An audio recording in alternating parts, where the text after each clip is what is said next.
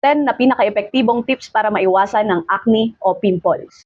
Number 1, regular na paglilinis ng mukha. Hugasan ng mukha ng 2 times araw-araw, gamitin ng mild cleanser.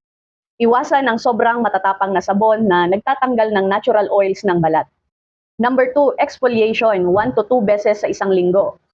Gamitin ang gentle exfoliator para matanggal ang patay na cells at maiwasan ang baradong pore. Huwag masyadong exfoliate kasi pwedeng ma-irritate. Number 3, gumamit ng non-comedogenic moisturizer.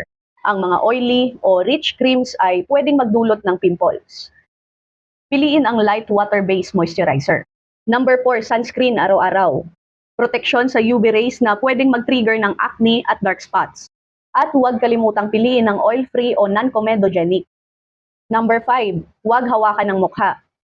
Iwasang pindutin at pigain ang pimples para maiiwasan ang infection at scars. Ngayon naman pag-uusapan natin ang food diet tips. Ito yung 6 to 10. Number 6, bawasan ang matatamis at processed foods. Dahil ang high sugar foods at fast foods ay pwedeng mag-trigger ng acne flare-ups. Number 7, uminom ng maraming tubig. Dahil ang hydration ay nakakatulong sa detoxification ng balat. Number 8, dagdagan ang pagkain ng fruits at vegetables. Dahil high in antioxidants at vitamins tulad ng vitamin A, C, E, nakakatulong sa clear skin. Number 9, mag-focus sa foods with omega-3. Halimbawa salmon, chia seeds, walnuts. Dahil ito may anti-inflammatory properties na makakatulong na bawasan ang pimples. Number 10, iwasan ng sobrang dairy. Dahil ang milk, cheese at ice cream ay pwedeng mag-trigger ng acne. Yan ang mga effective na tips para sa mga merong acne at malalang pimples.